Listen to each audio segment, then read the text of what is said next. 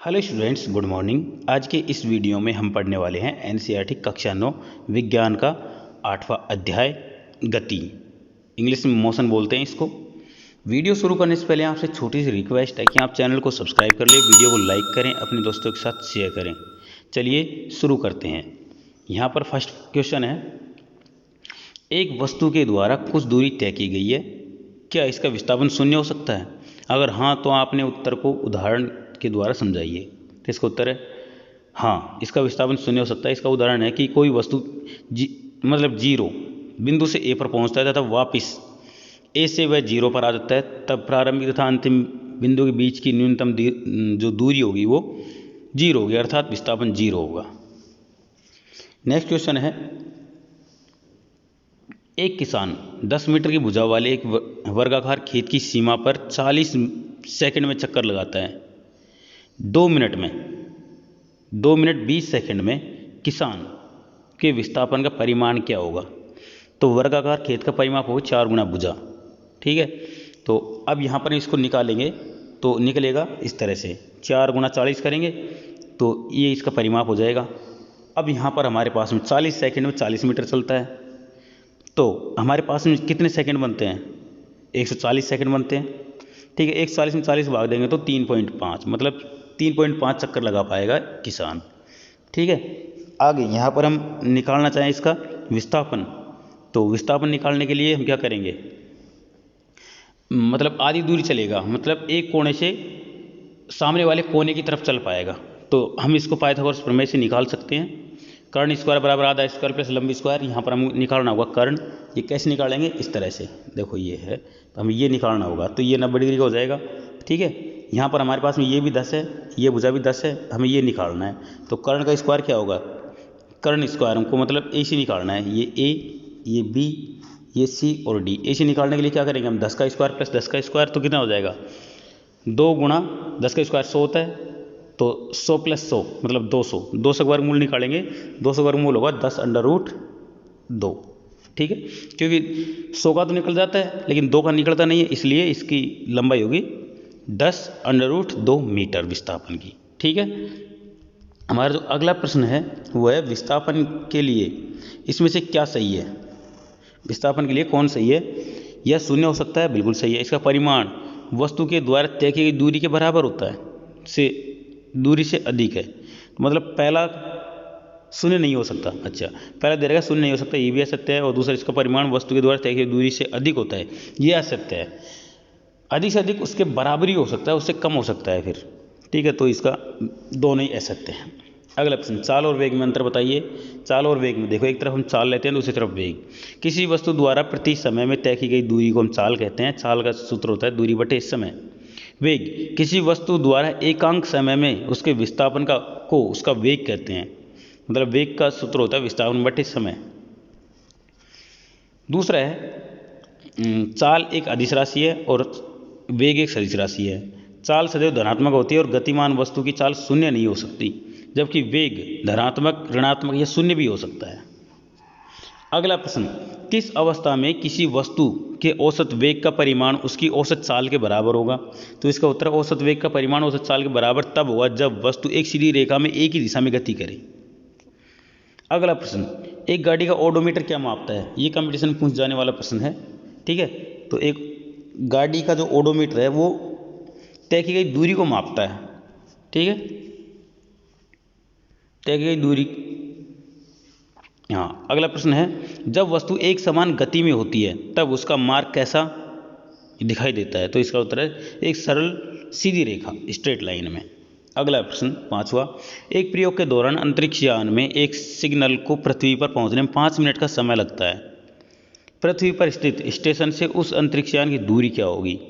मतलब सिग्नल की चाल, प्रकाश की चाल से चलेगा 3 गुणा 10⁸, मतलब 3 लाख किलोमीटर प्रति सेकंड की चाल से चलेगा। पृथ्वी को सिग्नल पहुंचने में लगा समय 5 मिनट, मतलब 300 सेकंड। 300 सेकंड को हम गुणा करेंगे 3 लाख से। ठीक है, तो कितना हो जाएगा?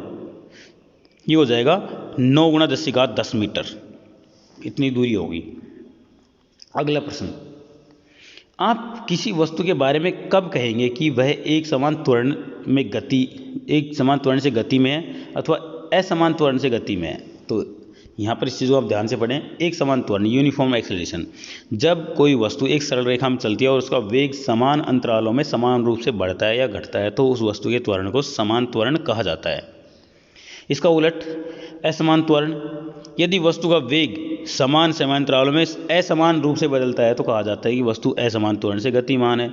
उदाहरण के लिए एक सीधी सड़क पर चलती कार जो समान समयांतराल में गति को असमान रूप से परिवर्तित करती है। हमारा अगला प्रश्न है दूसरा, एक बस की गति 5 सेकंड में 80 किलोमीटर प्रति घंटे से घटकर 60 किलोमीटर प्रति घंटे हो जाती है, बस का त्वरण ज्ञात कीजिए। यहाँ पर जो त्वरण होगा वो ऋणात्मक होगा, मतलब कैसे होगा, अगर हम 80, ये जो 60 किलोमीटर प्रति घंटे अंतिम वेग है, ठीक है, और प्रारंभिक वेग 80 किलोमीटर प्रति घंटे, इसको सेकंड में बदलेंगे। सेकंड में बदलने के लिए क्या करेंगे हम, जो 60 है उसको पहले तो 1000 से गुणा करेंगे। क्यों? क्योंकि 1000 किलोमीटर, 1 मीटर में 1000 किलोमीटर, वो 1 किलोमीटर में 1000 मीटर होते हैं, इसलिए यहाँ पर जो किलोमीटर दे रखा है उसको पहले मीटर में बदलेंगे तो 60,000 मीटर हो जाएगा उसमें। और 1 घंटे में कितने सेकंड होते हैं? 360 नहीं 3600 सेकंड होते हैं, तो 3600 को भाग दे देंगे तो ये निकल के आएगा, जो 60 किलोमीटर प्रति घंटे है ये तो निकल के आएगा 16.66 मीटर, और जो 80 किलोमीटर ये निकल के आएगा हमारे पास में 22.22 मीटर पर सेकंड, ये वेग निकल के आ गए।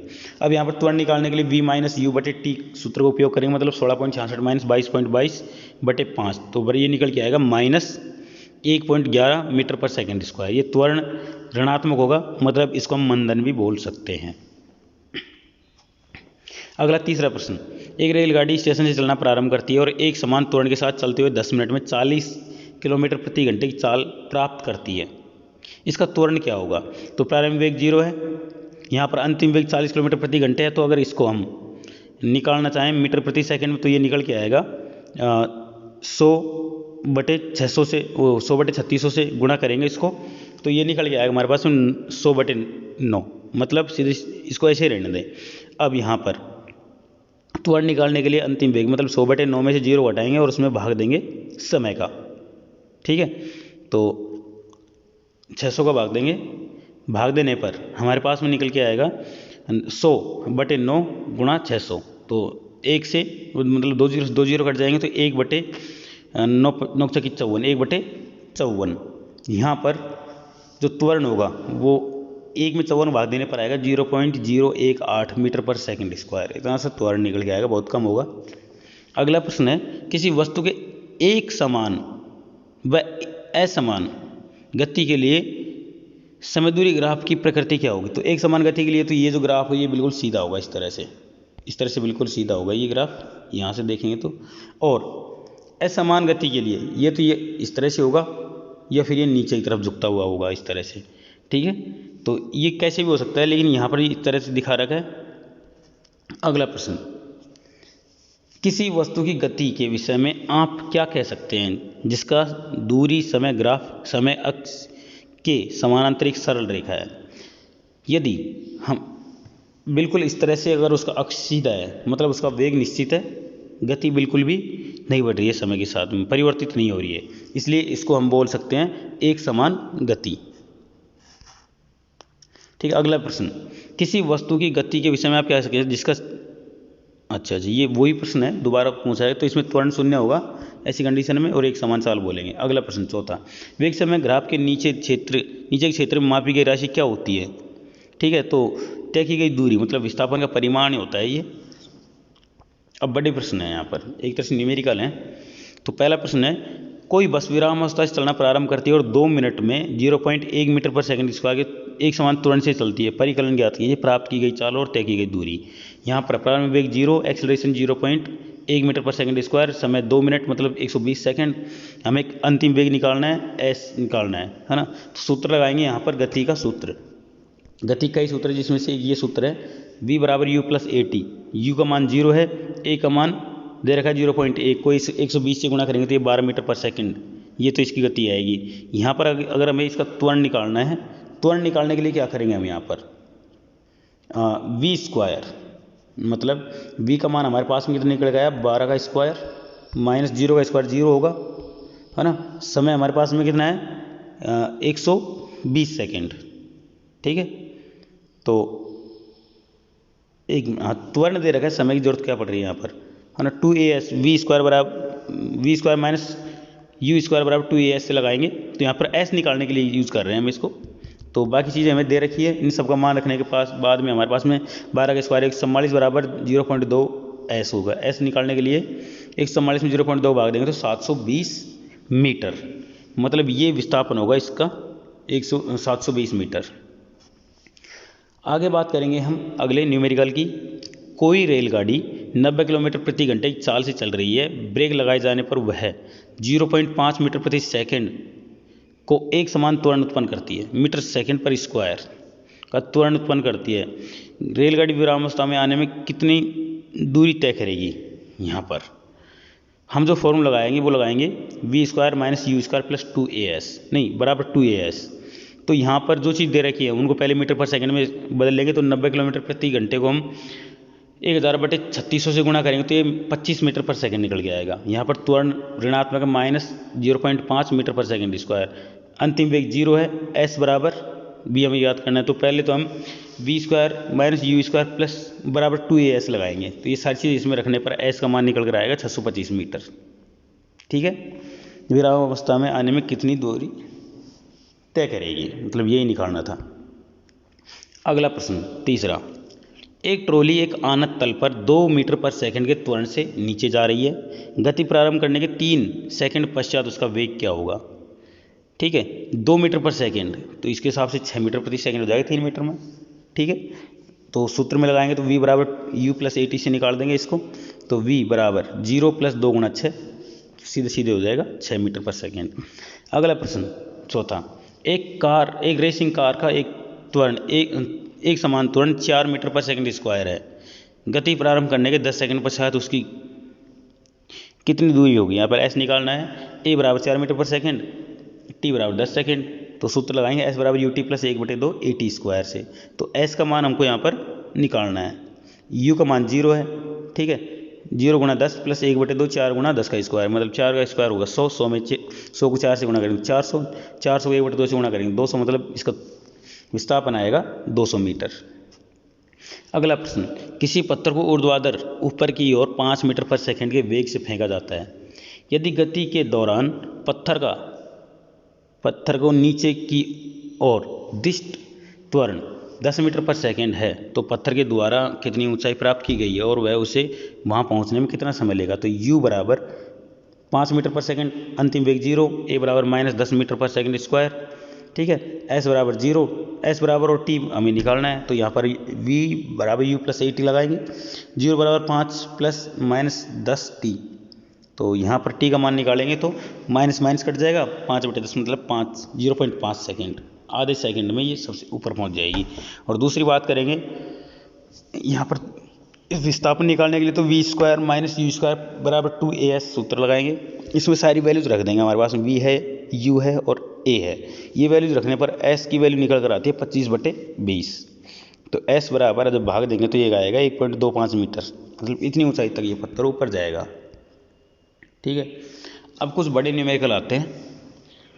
पहला प्रश्न है, एक एथलीट वृत्तीय पथ जिसका व्यास 200 मीटर है का एक चक्कर 40 सेकंड में लगाती है, 20 मिनट 20 सेकंड के बाद वह कितनी दूरी तय करेगा और उसका विस्थापन क्या होगा?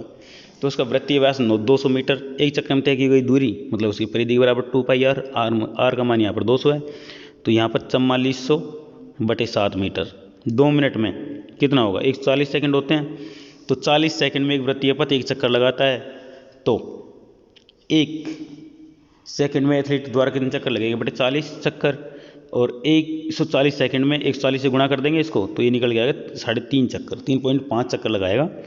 और इसमें दूरी कितनी लगेगी? तो यहाँ पर हमारे पास में चक्रों में तय की गई दूरी 4400/7 गुणा 3.5, ये परिधि है 4400/7, और 3.5 से गुणा कर देंगे तो ये निकल जाएगा 2000 मीटर, मतलब 2 किलोमीटर। दूसरा भाग इसका, माना कि एथलीट बिंदु P से दौड़ना प्रारंभ करता है, स्पर्शर 3.5 चक्कर के बाद उसकी स्थिति क्यों होगी? विस्थापन बराबर प्रारंभिक बिंदु तथा अंतिम बिंदु के बीच की न्यूनतम दूरी मतलब 200 मीटर। यहाँ पर अंतिम और प्रारंभिक बिंदु के बीच में जो दूरी है वो 200 मीटर रहेगी। अगला प्रश्न है, 300 मीटर सरल रेखीय पथ विस्थापन पर जोसेफ जॉगिंग करता है। जोसेफ नाम का एक व्यक्ति है जो 300 मीटर सरल रेखीय पथ पर विस्थापन करता है। हुआ 3.5 मिनट में एक सिरे ए से दूसरे सिरे बी पर पहुंचता है और घूमकर 1 मिनट में 100 मीटर पीछे बिंदु सी पर पहुंचती है। जोसेफ की औसत चाल और वेग क्या होंगे? तो यहाँ पर इसके दो चीज़ पूछे हैं, सिरे ए से सिरे बी तक तथा सिरे ए से सिरे सी तक की जो दूरी है वो इस तरह से। तो यहाँ पर देखिए पहला भाग क्या है, इस तरह से ये ए से सी पर जाता है, सी से बी पर जाता है, मतलब टोटल 400 मीटर की दूरी तय करता है। तो सिरे ए से बी तक की दूरी 300 मीटर और बी से ए से बी तक की जाने में कुल समय लगेगा 3.5 मिनट, मतलब 2 गुणा 60 + 30 मतलब 150 सेकेंड। औसत चाल क्या होगी? तय की गई कुल दूरी बटे लिया गया कुल समय, तो 350 मीटर बटे 150 मतलब 2 मीटर पर सेकेंड, या सही है 2 मीटर पर सेकेंड में इसकी चाल होगी। चूँकि ए सिरे से बी सिरे तक जाने के विस्थापन का मान 300 मीटर ही है तथा लगा समय 150 सेकेंड है, तो औसत वेग क्या होगा? 2 मीटर पर सेकेंड। अगला बी, सिरे ए से सी तक की तय की गई दूरी ए बी + बी सी मतलब 300 + 100 मतलब 400 मीटर, लिया गया कुल समय 1 मिनट ज़्यादा लेता है, मतलब इसमें 60 सेकंड और जोड़ देंगे तो 210 सेकंड, मतलब 400 मीटर में हम 210 सेकंड भाग देंगे तो 1.90 मीटर पर सेकंड, मतलब इसकी चाल थोड़ी धीमी हो जाती है। ठीक है, अब यहाँ पर औसत वेग निकालना है हमको, तो औसत वेग निकालने के लिए क्या करेंगे? हम विस्थापन लेंगे, मतलब 300 - 100 मतलब 200 मीटर, 200 मीटर में 210 का भाग देंगे तो ये 0.952 मीटर पर सेकंड, ये इसका विस्थापन हो जाएगा। अगला प्रश्न है तीसरा, अब्दुल गाड़ी से स्कूल जाने के क्रम में औसत चाल को 20 किलोमीटर पर घंटे पाता है। उसी रास्ते में लौटने के समय वहाँ भीड़ कम है और औसत चाल 30 किलोमीटर पर घंटे है। अब्दुल की इस पूरी यात्रा में औसत चाल क्या होगी? 20 + 30 क्या हो गया? 50, और 50 में 2 का भाग देंगे तो कितना निकल के आएगा? 25 किलोमीटर पर घंटे। अगर हम इसको सेकेंड में बदल लेंगे तो ये निकल के आएगा 24 किलोमीटर पर घंटे, नहीं 25, ये अलग सूत्र से निकलता है। ठीक है, कुल दूरी हमने जैसे जोड़ा था वैसे 2x और लिया गया समय t1 + t2, तो इसी तरह से यहाँ पर जो कुल दूरी 2x होगी तो x/20 + x/30 इस तरह से समय निकलेगा, तो 2/5x और ये 60 ऊपर चला जाएगा तो x से x कट जाएगा, तो ये 300/2 मतलब 6, अच्छा इस तरह से, तो 120/5 होगा, तो ये 24 किलोमीटर पर घंटे की चाल निकल कर आएगी, ये किलोमीटर पर घंटे में निकल के आएगी। ठीक है, अगला प्रश्न है चौथा, कोई मोटर बोट झील में विरामावस्था से सरल रेखीय पथ पर 3 मीटर पर सेकंड स्क्वायर के नियत त्वरण से 8 सेकंड तक चलती है। इस समय अंतराल में मोटर बोट कितनी दूरी तय करती है? u का मान 0 दे रखा है, त्वरण का मान 3 मीटर पर सेकंड स्क्वायर दे रखा है, t = 8 दे रखा है, s = ut + ½ at² सूत्र लगाएंगे, इसमें सारे मान रखेंगे तो s का मान निकल कर आता है 1/2 × 3 × 64 मतलब 96 मीटर। अगला पांचवा प्रश्न, किसी गाड़ी का चालक 52 किलोमीटर पर घंटे की गति से चल रही कार में ब्रेक लगाता है तथा कार विपरीत दिशा में एक समान दर से त्वरित होती है। कार 5 सेकंड में रुक जाती है। दूसरा चालक 30 किलोमीटर पर घंटे गति से चलती हुई दूसरी कार पर धीमे धीमे ब्रेक लगाता है तथा 10 सेकंड में रुक जाता है। एक ही ग्राफ पेपर पर दोनों कारों के लिए चाल समय ग्राफ आलेखित कीजिए। ब्रेक लगाने के पश्चात दोनों में से कौन सी कार अधिक दूरी तक जाएगी? तो ये प्रश्न थोड़ा बड़ा है। यहाँ पर देखें, प्रथम कार की स्थिति की बात करें तो यहाँ पर प्रारंभिक चाल है 52 किलोमीटर पर घंटे, इसको मीटर पर सेकंड में बदलेंगे, मतलब 1000/3600 को से गुणा करेंगे तो 14.4 मीटर पर सेकंड निकल के आएगी। औसत चाल 0 होगी, अंतिम चाल 0 होगी, समय 5 सेकंड होगा। दूसरी चाल की स्थिति क्या होगी? दूसरी कार की स्थिति यहाँ पर u का मान 30 किलोमीटर पर घंटे दे रखा है। ठीक है, इसको हम किस में बदल लेंगे? यहाँ पर हम इसको मीटर पर सेकंड में बदल लेंगे तो ये निकल के आएगा 8.33 मीटर पर सेकंड। अंतिम वेग इसके लिए भी 0 है, समय यहाँ पर 10 सेकंड है। पहली कार के लिए निकालेंगे, पहले कार द्वारा तय की गई दूरी मतलब रेखा ए बी के नीचे गिरे क्षेत्र ए ओ बी का क्षेत्रफल, या फिर ऐसे निकाल सकते हैं 1/2 आधार गुणा ऊंचाई, तो 1/2 ओ बी गुणा ओ ए मतलब 1/2 5 गुणा 14.4 मीटर मतलब 36 मीटर। और दूसरी कार द्वारा तय की गई दूरी उसी तरीके से निकालेंगे 1/2 × 10 × 8.33, तो ये 5 × 8.33 मतलब 41.65 मीटर। उपयुक्त गणना से स्पष्ट है कि दूसरी कार के ब्रेक लगाने के पश्चात अधिक दूरी तय करेगी। दूरी में अंतर होगा 41.65 में 36 घटाएंगे तो 5.65 मीटर, इस तरह से। ठीक है, एक इस तरह चलती है, एक इस तरह से। छठा प्रश्न, नीचे चित्र में 3 बिंदु ए, बी और सी के दूरी समय ग्राफ प्रदर्शित है। ग्राफ का अध्ययन करके निम्न बिंदुओं के उत्तर दीजिए। इसको देखकर आपको उत्तर देना है। पहला प्रश्न, तीनों में से कौन सबसे तीव्र गति से गतिमान है? ठीक है, मतलब तीव्र गति से कौन गतिमान, जिसकी समय सबसे कम लेता है वो, मतलब बी कार सबसे अधिक गतिमान है। ठीक है, दूसरा बी, क्या ये तीनों किसी भी समय सड़क के एक ही बिंदु पर होंगे? तो नहीं, एक बिंदु पर तीनों कहीं पे भी नहीं मिल रहे हैं यहाँ पर। ठीक है, तो इसका उत्तर नहीं, क्योंकि ये तीनों बिंदु प्रतिच्छेद नहीं करती एक बिंदु पर। तीसरा, जिस समय बी ए से गुजरती है उस समय तक सी कितनी दूर तय कर लेगी? देखो, बी ए से गुजरती है तो ये बी और ए कहाँ पर काटते हैं? इस समय। तो इसके सी में जो सी है ये कहाँ पर कितनी दूर तय कर लेगी? ये दूरी होगी लगभग 8 मीटर के आसपास। ठीक है, 1 मिनट यहाँ पर चेक करेंगे इस सिद्ध में, मैं बताता हूँ। देखो, इस सिद्ध में तो ये दूरी क्या होगी? ये जो दूरी होगी ये होगी 9 मीटर से कुछ ज़्यादा होगी। कितनी होगी ये तो मैं यहाँ पर तो पता चलेगा नहीं, यहाँ पर कितना लिख रखा है वो देखते हैं हम। देखो, यहाँ पर लिख रखा है, देखो, जिस समय बी ए से गुजरती है उस समय सी लगभग 9 किलोमीटर या 9 से 9.14 किलोमीटर तक दूरी तय कर लेती है।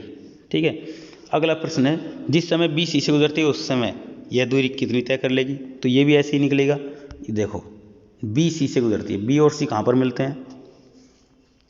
बी और सी इस बिंदु पर मिलते हैं, बी और सी इस बिंदु पर मिलते हैं, ये जो बिंदु है यहाँ पर। ठीक है, तो इस समय अब ये किसकी बात कर रहे हैं? ये बात कर रहा है ये कितनी दूरी तय कर लेगी? तो ये लगभग 5.5 किलोमीटर दूरी तय कर लेगी, है ना। ये ग्राफ देखकर आप सीधी लाइन खींचकर इसको अंदाज़ा लगा सकते हैं। सातवां प्रश्न है, 20 मीटर की ऊंचाई से एक गेंद को गिराया जाता है। यदि उसका वेग 10 मीटर प्रति सेकंड के एक समान त्वरण से 10 मीटर प्रति सेकंड स्क्वायर के एक समान त्वरण से बढ़ता है तो यह किस वेग से धरातल से टकराएगी? कितने समय पश्चात वह धरातल से टकराएगी? 20 मीटर की ऊंचाई से। ठीक है, तो यहाँ पर देखो, इसको हल करने के लिए यहाँ पर हमारा प्रारंभिक वेग 0 होगा। जी का मान 10 मीटर पर सेकंड स्क्वायर है। ठीक है, मतलब ए का मान एस बराबर 20 मीटर है, तो एस बराबर U T plus 1/2 A T square सूत्र लगाएंगे। ये सूत्र लगाने पर एस का मान होगा 20, यू का मान 0, तो टी से गुणा करने पर 0 हो जाएगा, प्लस 1/2 10 गुणा टी स्क्वायर। यहाँ पर हल करने पर आएगा 20 बराबर 5 टी स्क्वायर। तब टी स्क्वायर बराबर कितना होगा? 20 में हम 5 का भाग देंगे तो 4 निकल के आएगा। टी स्क्वायर बराबर 4, तो टी बराबर हो जाएगा 2 सेकेंड। ठीक है, और अब यहाँ पर हम वेग निकालेंगे तो v बराबर u plus A T. You का मान 0 है, प्लस ए का मान 10 है और टी का मान 2 है, तो 10 गुणा 2 करेंगे, मतलब 20 मीटर पर सेकेंड यहाँ पर वेग निकल कर आएगा।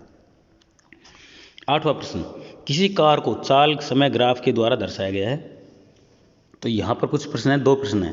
पहले 4 सेकेंड में कार कितनी दूर तय करती है? पहले 4 सेकेंड, मतलब 4 सेकेंड में आप देखेंगे तो 4 सेकेंड ये रहा, इसको सीधा खींचेंगे यहाँ पर। ठीक है, ये कितना निकल के आएगा? लगभग 6 सेकेंड से थोड़ा सा कम, या थोड़ा सा कम होगा 6 सेकेंड से ना। ये ग्राफ बिल्कुल एग्जैक्ट नहीं दिख रहा है इसलिए, तो 6 सेकेंड से थोड़ा सा कम होगा। यहाँ पर कितना दे रखा है वो मैं बताता हूँ। देखो यहाँ पर आगे एक्स एक्सिस 5 वर्गाकार बॉक्स है, मतलब 2 गुणा 2s, मतलब एक बॉक्स मतलब 2/5s। कुछ सही नहीं दे रखा, यहाँ पर सही निकलेगा ये।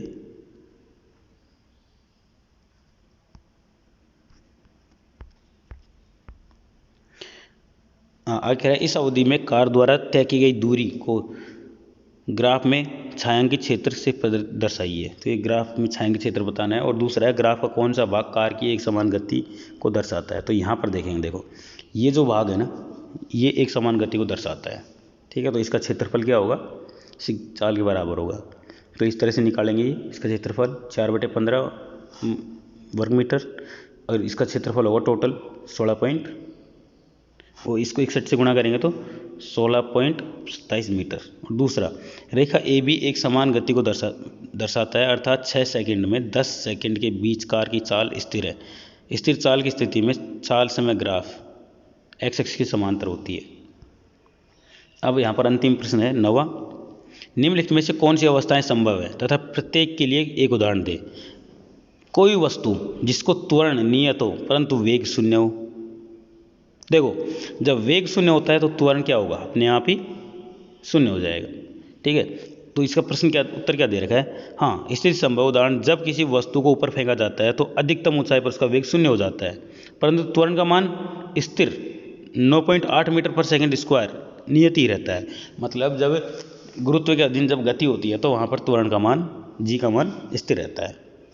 दूसरा, कोई वस्तु किसी निश्चित दिशा में गति कर रही है तथा त्वरण उसके लंबवत हो। तो इसका उत्तर होगा हाँ, यह स्थिति भी संभव है जब वस्तु की किसी वृत्ताकार पथ पर एक समान चाल से गति करती हो तो इसकी गति को दिशा स्पर्श रेखा के अनुदिश है परंतु उस क्षण त्वरण केंद्र की त्रिज्या के अनुदिश लगता है जो एक दूसरे के लंबवत होती है, अर्थात त्रिज्या समानुपात किसके लंबवत होती है, स्पर्श रेखा की।